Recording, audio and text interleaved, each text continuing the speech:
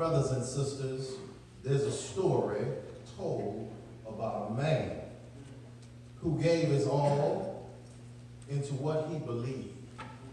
Not like some politicians. This man wasn't committed to a cause. He was committed to Christ.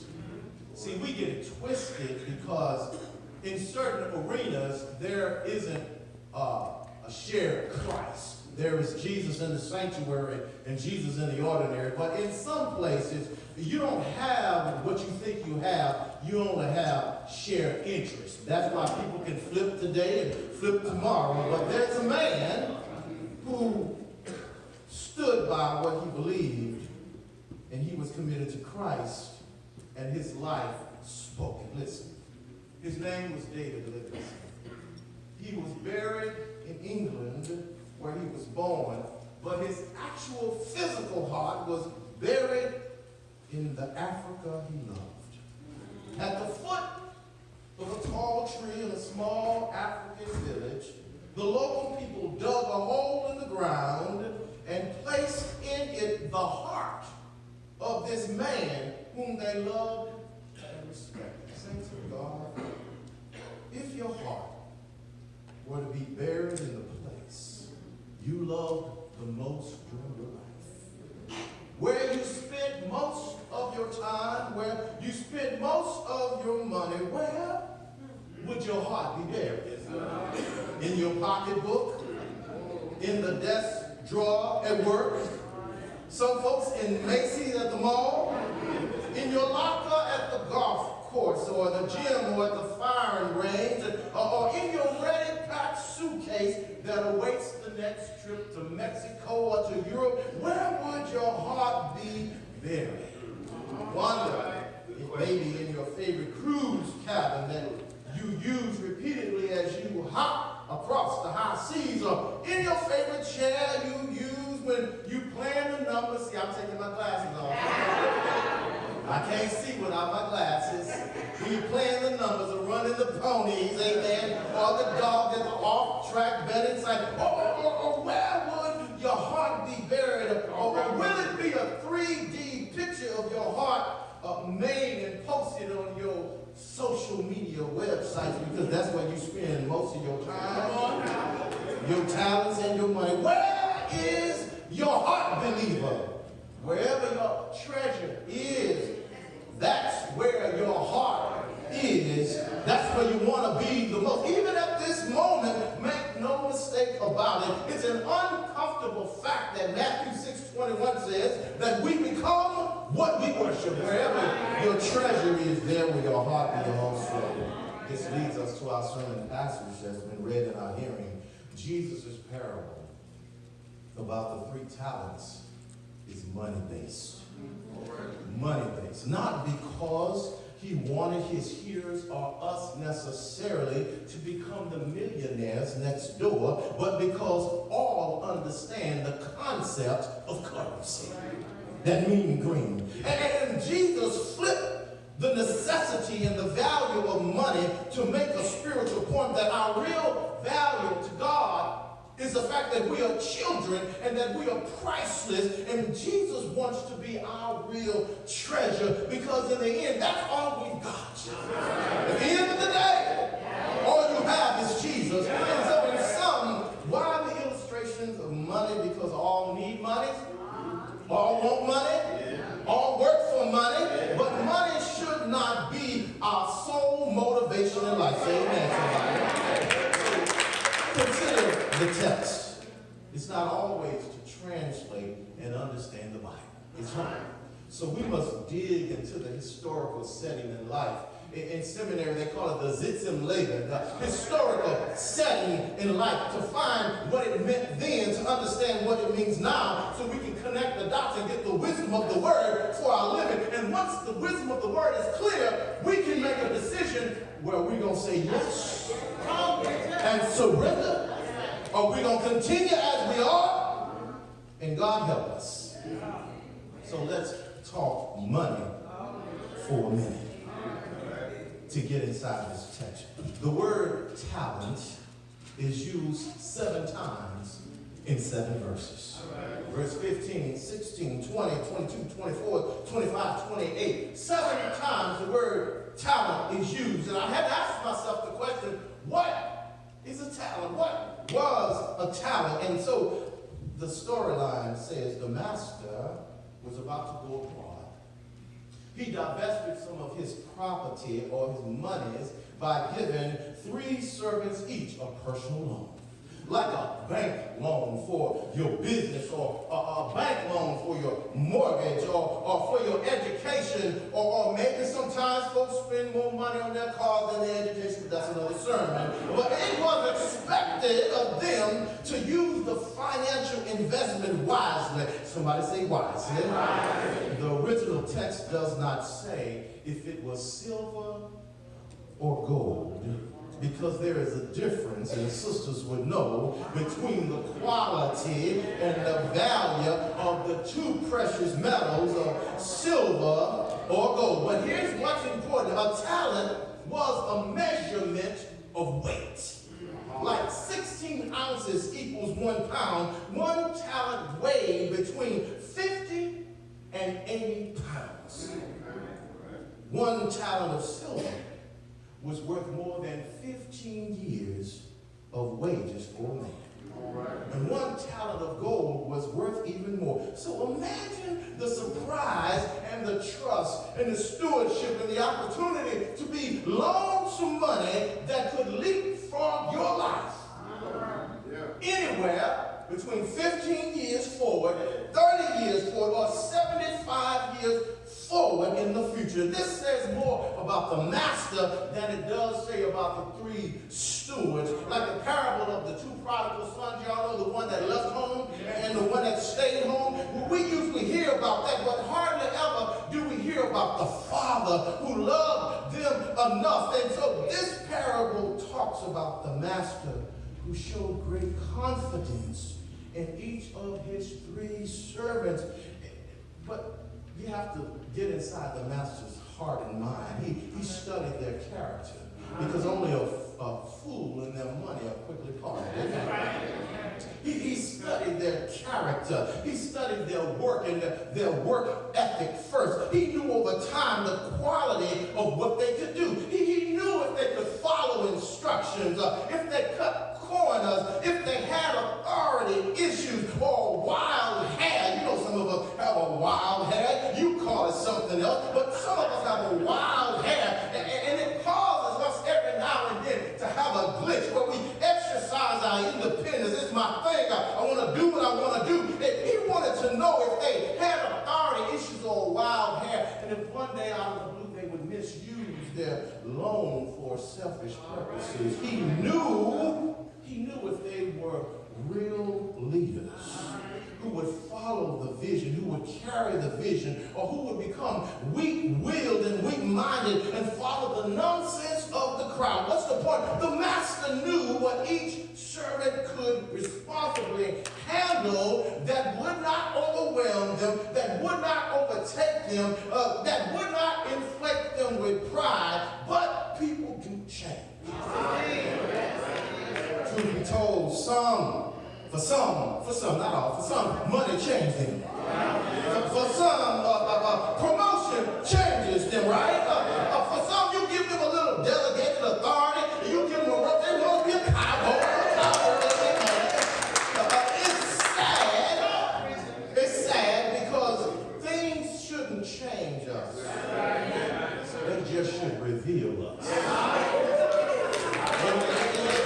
What's in you gonna come out? Amen. Squeeze you a little bit. Whatever's coming out is what's inside. Amen. The master understood that any one of them could do anything at any time, but still he trusted him with great wealth from his storehouse to these 3 with an understanding that there would surely be an accounting one day. And so now that we've taken pause to understand what a talent is, flash forward to the scene with the redistribution of wealth. And remember that 1 talent equaled a weight between 50 and 80 pounds. Ladies and gentlemen, to make this more real to us, remember the last time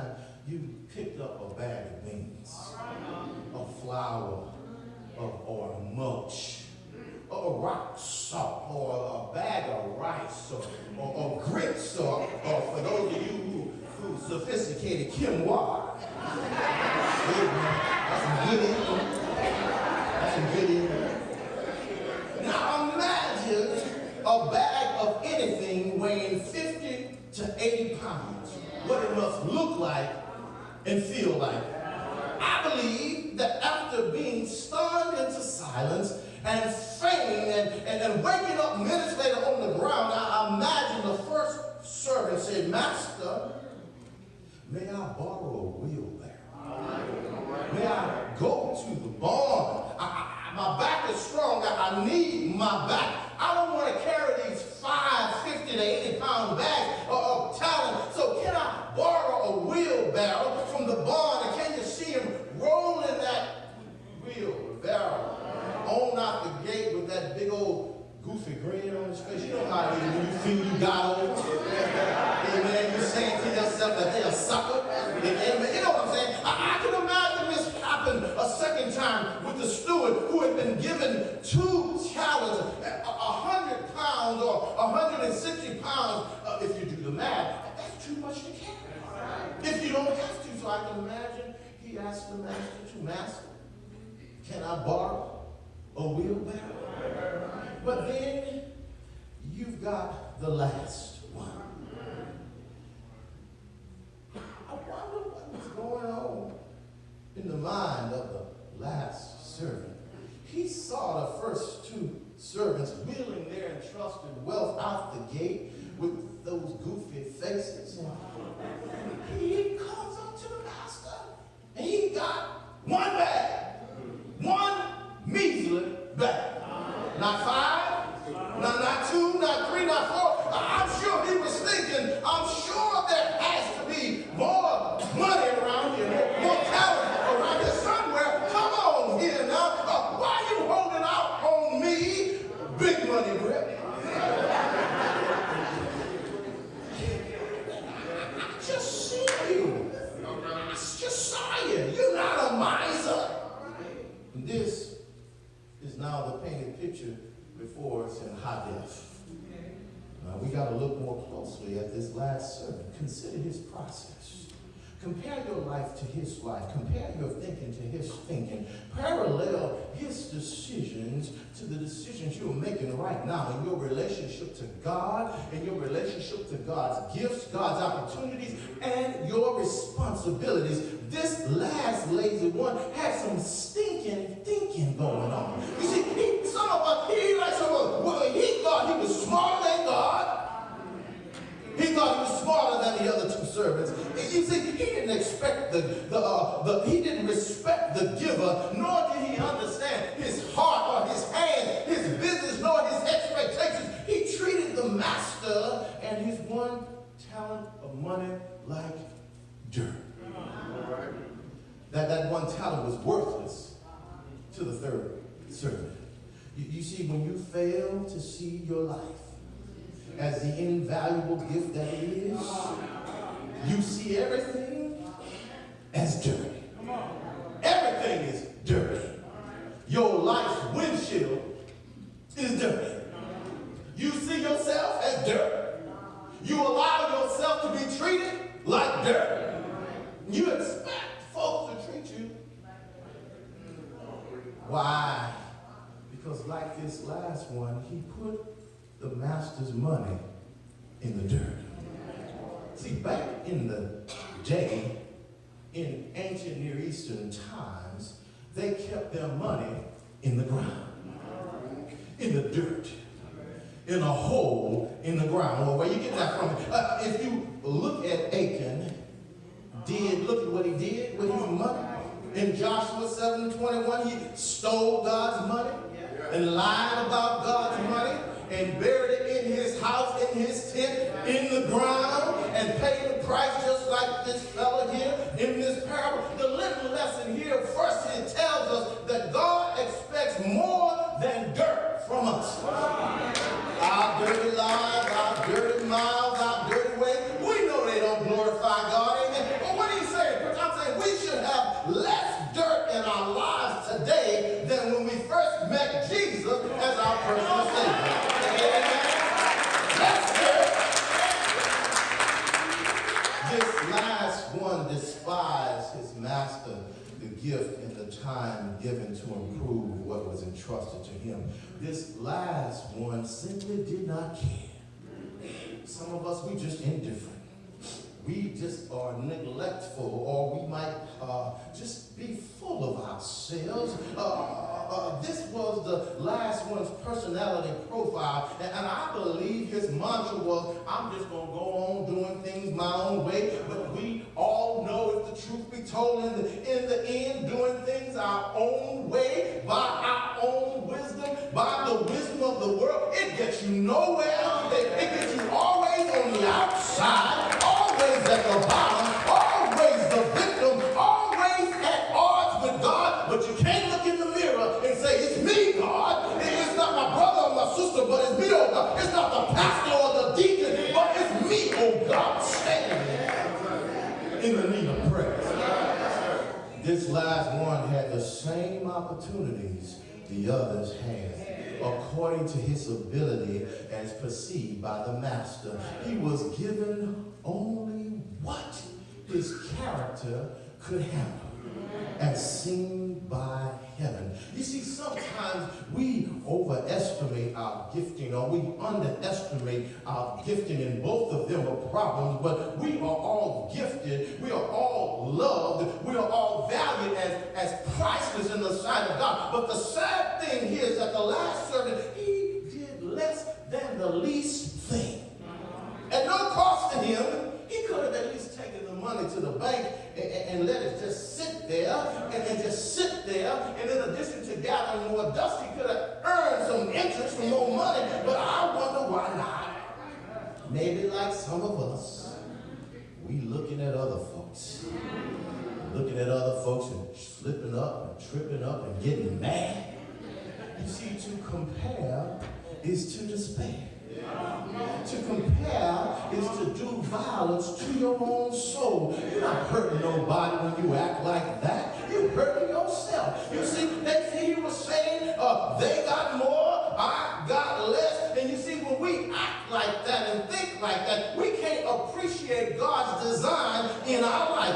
And so what we do is that we step out of order and we won't follow. But see, in God's economy, in how God does things, it's not about equal talent.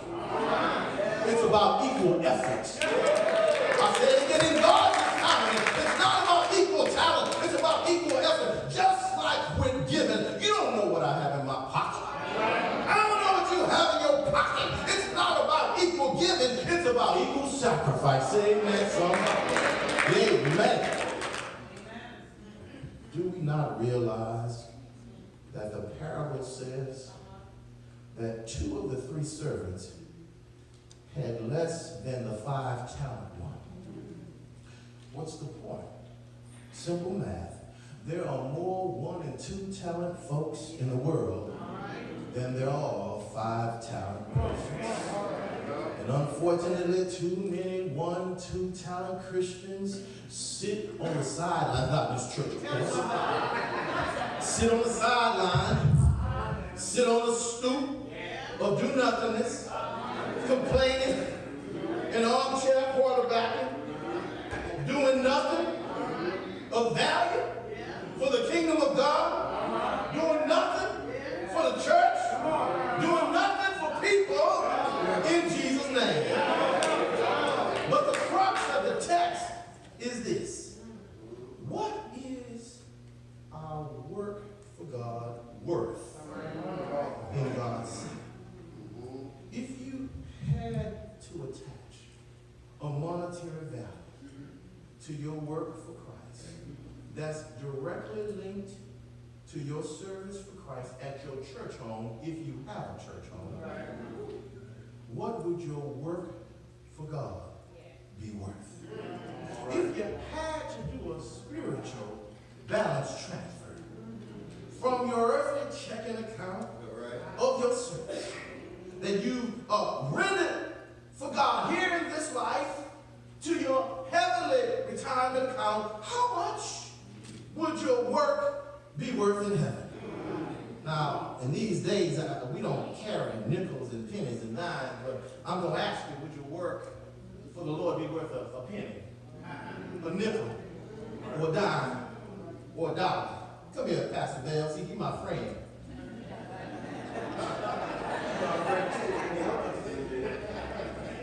Is your work for the Lord? Is it worth $1? Yes, sir. Is it worth $5? Is your work for the Lord worth $10? Maybe $20? Is your work for the Lord here at Ebenezer? Is it worth $50?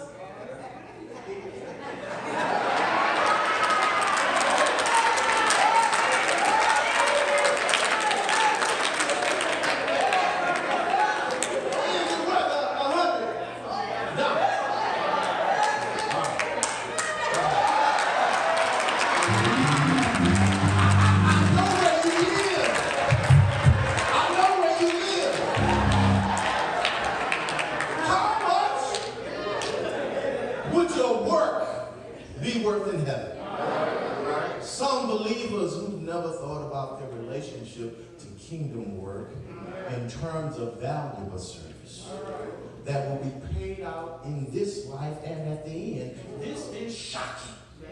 But that's the point. Our parents told us, give it all you got. Do your very best. Put your back into it. Put your heart into it. Don't do a half job. I cleaned that up for y'all. You don't know what I cleaned up after. Don't do a half job. My mama would tell her 11 kids, don't. You know, she would say, anything beats a blank. We know on the inside, if our work for God is worth a dime or a dollar. We know if we met the criteria for the work to deserve a promotion or a demotion on the outside. We know if we are retired on the job, coasting. Hoping nobody knows. Amen. You see, the prayer of all three servants should have been, that daily prayer should have been, Master, your measure for your pleasure. Whatever is given, I will use with all my heart and my mind and my soul and my strength to win some, to touch some, to invest in your greater work that's bigger than me, that will outlast me, because I know, God, you invested in me. You gave me your time. You gave me talent. You gave me resources. I'm going to do it all for an audience and case closed. You see, we need to be more like Jesus, who said in John 4:34, my meat is to do the will of him who sent me and to complete his work. You see, we too must work faithfully and stay on purpose, on point, on task, on time, with the right attitude to be ready to give an accounting of our lives and our stewardship at a moment's notice. This is our sacred duty and our honor, and that's why I'm no different than any other pastor who encourage all the saints, especially leaders, to come out to prayer and study, because the reality is that some of our accounts are short with God in being faithful to our commitments. I believe maybe we've lost some of this sense of holy wonderment and this attitude of awe towards our sacred duty and God-honoring obligations in these postmodern times. Stay with me now. I'm not there. The first two servants, they understood their life and service as an avocation, not just a job. The first two understood their occupations were not volunteering, but a holy calling, a sacred assignment. But to the last one, there's always one. It was just a job. Just a task given by a taskmaster, just dry duty, a passionless, pointless, boring dump on his life. If you listen carefully, you will hear this mentality, this stinking thinking surprisingly coming from some of your friends. This is boring. This is old. I'd rather be golfing or bowling or cruising anywhere but here. Don't tell nobody. That's a volunteer mentality, not one who's answered the call of God, who sees that whatever they do, big or small, whoever notices or not, they're doing what they do for the Lord. No. That's over and pull somebody back from the other extreme. A word of caution for those with 5 and 2 talents out there hustling. You're hustling. You grinding. You making it happen. What's the word, Pastor? Don't let your hustling stop you from hearing and obeying God. See, if you hustling just for money, or you just on a mission to make your mark, make sure it's reflected in your tithes and your offering and your attendance. Because now I'm going to tell us, if you're too busy for God, or you're too busy for work, you're too busy to study together, you're too busy. Why are you saying that, preacher? Because hustling can also be a cover for covetousness. A cover for selfishness, a cover for greediness. Some of us in here, y'all know I don't have my glasses on. You know you don't need that second job. You know you don't need that third job. It's just an escape that you build as an emergency. You know you don't need that money. Oh, the only one getting paid is the IRS. How sad too many Christians think today and I can live like this as long as I got money. I don't need God. Nothing is sacred to them. Nothing ignites the Holy Fire within them. Where's the joy unspeakable and full of glory? I wonder sometimes if the church today has become a mass of thankless, joyless, passionless, exhausted folks who have a love-hate relationship with the Savior like this last one. This last one said, I know you, Master. You got a hard heart. You mean as a rattlesnake. And I was afraid of disappointing you, so I did nothing. Can you hear him say, thank you for saving my soul, but I hate you for burdening my life with these expectations. The last certain self-portrait was, I'm just a working Christian stiff, awaiting the day of my death to cash in my eternal life insurance on my stairway to heaven. This is the heart of the last servant here. His prayer wasn't your measure of talent given in my life as for your pleasure, God. He just said, I don't want it. I'm going to bury your gift in the dirt, and I'm going to live a dirty life and do dirty things, and I'm going to have fun doing it. Sometimes we act like we know, but we don't really know God's dealings. And what are you saying? See, we go astray not knowing that all good things start out in the ground, but they must come up through the dirt to grow. You see, a seed don't stay a seed. It dies in the dirt, but it lives in the light. It starts in the ground, but it don't stay on the ground. You see, we're not made to live in the dirt, to wallow in the mud. The first 2 services they got it, they said, we've made more of the gifts you gave us. I ask you, where is the more for God in our lives? Where have you given God more in your life? The majority of the verses in this parable focus on the last servant. And to Jesus' original hearers, this is how they heard it. You scribes and Pharisees, you had every opportunity to see and understand, invite others into my kingdom, to teach them the law, to lead them into an intimate relationship and encounter with me, to serve others and to be like, but you've done like this last lazy servant. You've done less than the least. The thing you could do, you've done less than nothing. You put a wall around my truth. You place barriers up so folks can't get to me. You've lived hypocritical lives that have scarred souls and damaged lives. What you've done has amounted to nothing in my economy. You work for yourself. And your life's retirement savings at the end is a big old goose egg. You don't have to believe me. Just read Jesus' diatribe against the Pharisees and scribes in Matthew 23. Preacher, I still don't get it. Bring it down. Well, American writer, for those of you who built like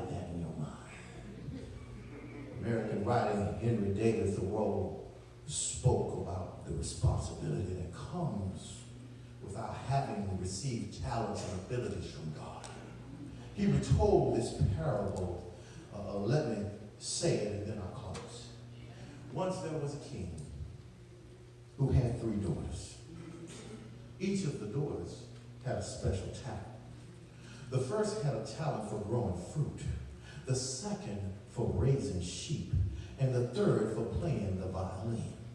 Once the king had to go overseas on important business, and before departing, he called his 3 daughters together, and he said, it's time for me to go. And he was depending on them to keep the people content in his absence. And so for a while, things went well. But then came the winter. It was a bitter, cold winter, and there was an acute shortage of firewood. And the first daughter, she was faced with a difficult decision. Should she allow the people to cut down some of her beloved fruit trees for firewood? And she looked at the people. She saw them shivering with cold, and she finally allowed them to cut some down. The second daughter, she was also faced with a difficult decision. Food became very scarce, so she asked herself, should she allow the people to kill some of her beloved sheep for food? And when she saw those babies with their bellies hungry, her heart went out to them, and she allowed them to kill, you guessed it, some of her sheep. And so the people had firewood for their fires, and they had food for their tables. But you know, sometimes things last longer than we think. The harsh winter continued to oppress them. Their spirits began to sag. There was no one to cheer them up. They turned to the fiddler daughter, but she refused. She refused to play for them. In the end, things got so bad that in desperation, many of them immigrated. And then one day the king came back. He was sad, terribly sad, to find that many of his people had left his kingdom. He called his 2 daughters to give an account. What went wrong? The first daughter said, Daddy, I hope you won't be mad at me, but the winter was cold and I allowed the people to cut down some of the fruit trees for firewood. The second daughter said, Daddy, I hope you won't be mad with me because when food got scarcer, I allowed the people to kill some of my sheep. And on hearing this, far from being angry, the father embraced the 2 daughters and told them, I'm proud of you. Well, the third daughter came forward, carrying her fiddle with her. She didn't call him Daddy. She said, Father, I refuse to play because you weren't here to enjoy the music. Well, then the king said, play me a tune right now because my heart is full of sorrow. Can you see it? Digging her position, getting it just right beneath her chin, getting her fingers on the bow. She found that her fingers had gone stiff for lack of exercise. And no matter how hard she tried, she could not get a move. And the father said, you could have cheered up the people with your music, but you refused. You sat on your gift when you should have shared it. And if the kingdom is half empty, the fault is yours. But now you can no longer play. This is your punishment. Let me close. What's the Lenten call, preacher? The parable of the talents. All 3 had talents given. All 3 were enriched by the master. But the last, while he returned his talent undiminished, his sin was he withheld himself from the master. How many of us are just as guilty as this same sin tonight? We too return our time, our talents, and our treasures back to God, but are we like this last one, retaining the greater treasure treasure? Are we spiritual misers too? Do we give everything except ourselves? You preach, but you keep your secret from God. You worship, lifting up your hands, but you keep your real self, the real you, hidden out of sight. You give the code to your bank account, to time online, but you won't give the key of your heart to God. This is the Lenten call of the talents, to give ourselves away totally to God. So what's it going to be? When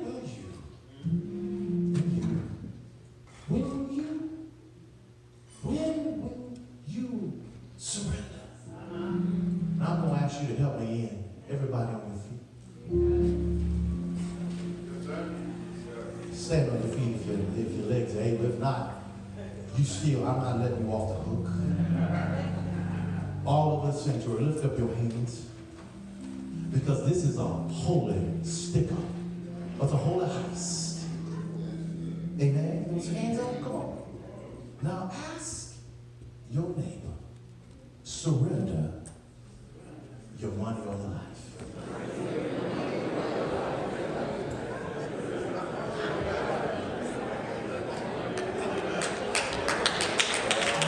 Come on, put your hands together for Pastor Sunday. Surrender your money